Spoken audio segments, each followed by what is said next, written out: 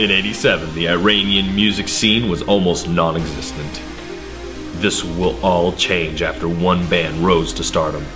With their shredding guitar solos, slapping bass, and catchy lyrics, they will live on forever in the hearts of man.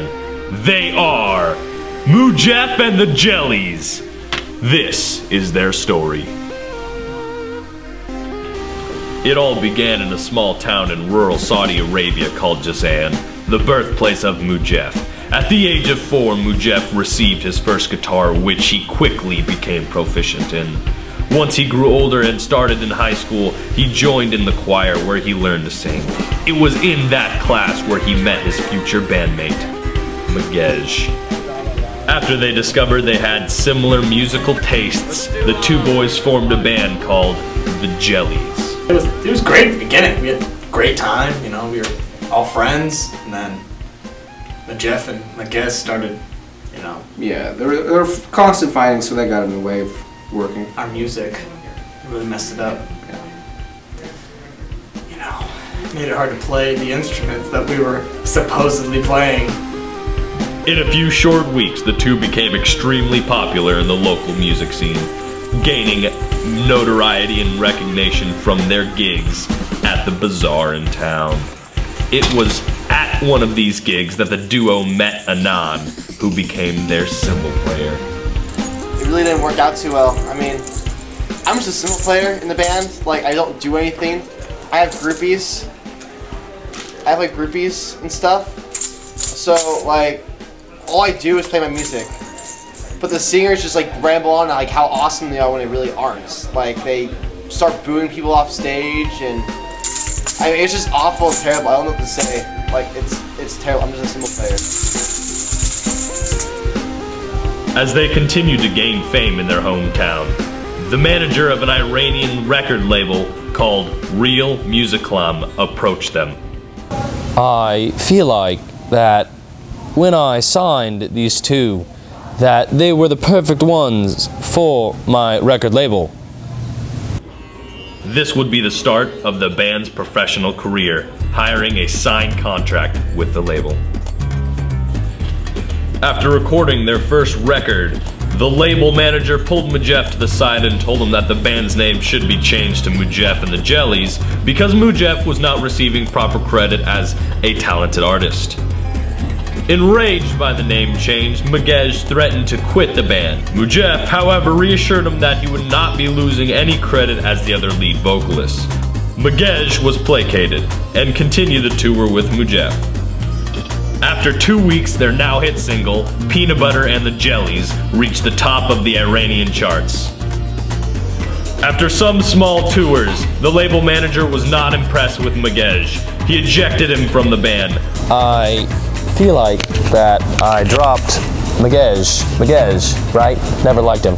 I dropped him because he didn't have as much talent as Mujef, and he also was just a bit ugly. I couldn't have that on stage. I just couldn't. It was all good for a while. I was with Mujef. He was pretty sweet.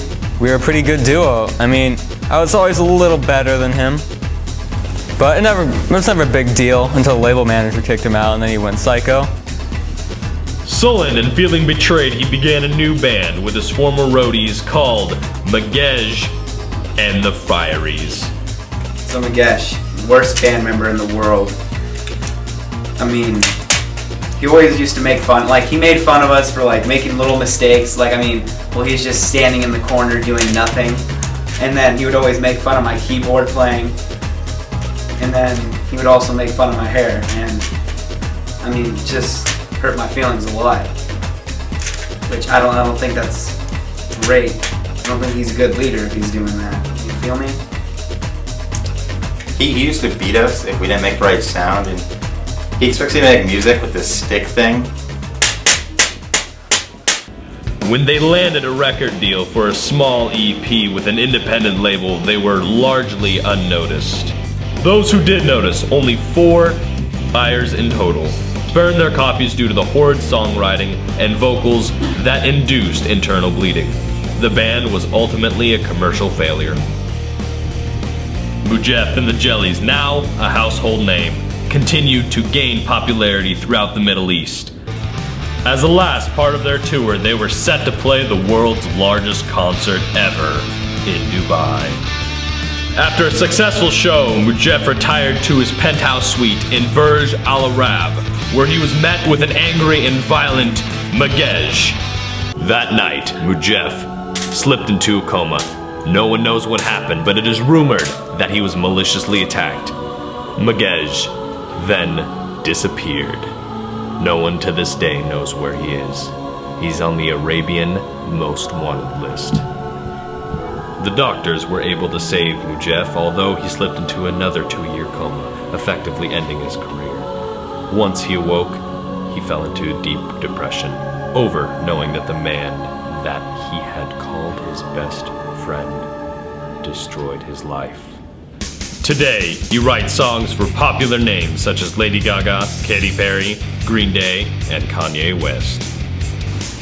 So, I don't really think I have anyone to credit for my rise to stardom but me. Mujef didn't do anything. He certainly didn't help with songwriting. He was a terrible vocalist. The Jellies, they did their part but didn't really songwrite. It was me. All me. Got that?